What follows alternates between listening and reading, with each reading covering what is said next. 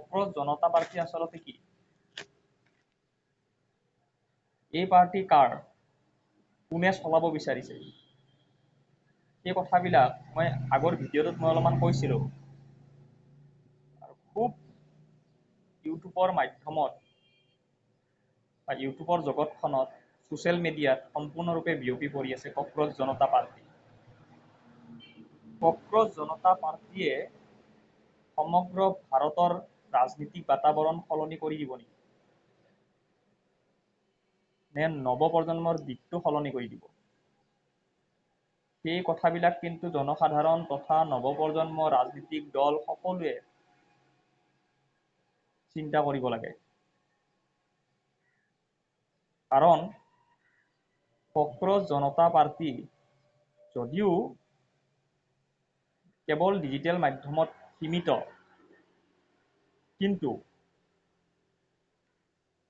হয়তো তেওঁলোকৰো কিবা এটা চিন্তা চৰ্চা এটা আছে চাগে। সেইবাবে কক্ৰোচ জনতা পাৰ্টিৰ ডিজিটেল মাধ্যমত জন্ম হৈছে।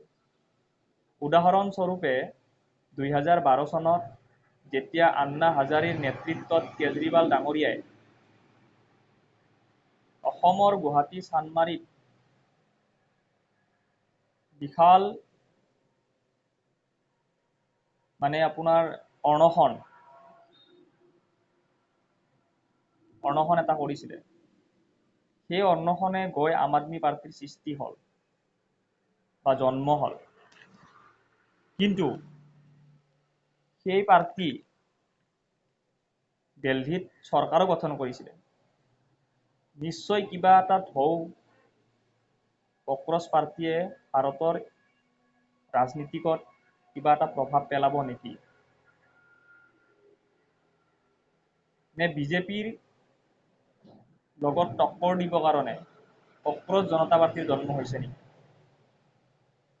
সেই কথাবিলাক দিশবিলাক কিন্তু প্ৰত্যেক নেতা মন্ত্ৰীয়ে চালি জাৰি চাই আছে।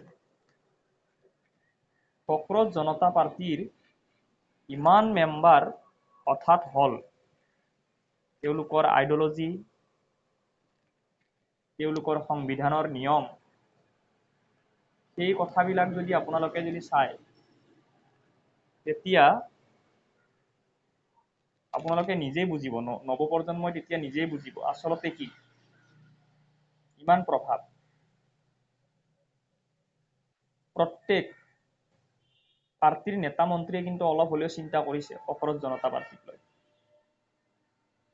সমগ্ৰ ভাৰতৰ যেতিয়া বাতাবৰণটো যেতিয়া সলনি কৰি দিব, আৰু মই নিজেই দৃষ্টি ৰাখি আছোঁ আচলতে কক্ৰোচ জনতা পাৰ্টিনো কি।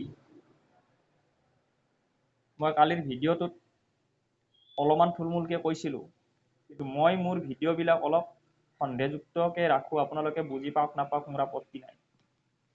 দেশৰ পৰিৱৰ্তন সময় সঠিকত সকলো হ'বই।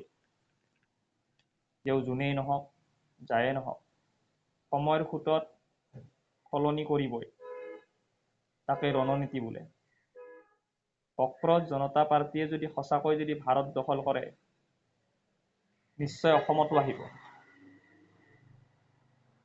অসমত আহিলে অসমৰ নৱপ্ৰজন্মই যিহেতু ডিজিটেল মাধ্যমৰ যুঁজ,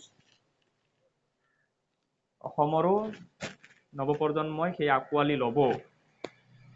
কাৰণ যিটো সমস্যাক লৈ তেওঁলোকে মাত মাতিছে, সেই সমস্যা ময়ো ভিডিঅ'ত বহুবাৰে কৈছিলোঁ যে আচলতে চাকৰি বাকৰি প্ৰত্যেক ঘৰতে এটা এটা হ'বই লাগে। চাকৰিৰ ক্ষেত্ৰত এজন পৰিয়ালক যদি এটা ঘৰতেই যদি 3টা-4টাকে চাকৰি দিয়া যায়, তেতিয়াহ'লে বাকী পৰিয়ালবোৰ কেনেকৈ চলিব? দেশৰ নাগৰিক হিচাপে যোনেই যি ভাবে, হয়তো কিবা এটা বাতাবৰণ আহিব নেকি কক্ৰোচ জনতা পাৰ্টিৰ। সেইবাবে ৰণকৌশল সকলোৱে ৰচি আছে, নেতা মন্ত্ৰী সকলোৱে ৰণকৌশল একদম ধুনীয়াকৈ ৰচি আছে। কেৱল অপেক্ষা কৰিব লাগিব কি হয় কি নহয়, নে হাৱাত আহি হাৱাতে গুচি যাব, নে কক্ৰোচ জনতা পাৰ্টি হাৱাত আহি ডিজিটেল মাধ্যমত গুচি যাব।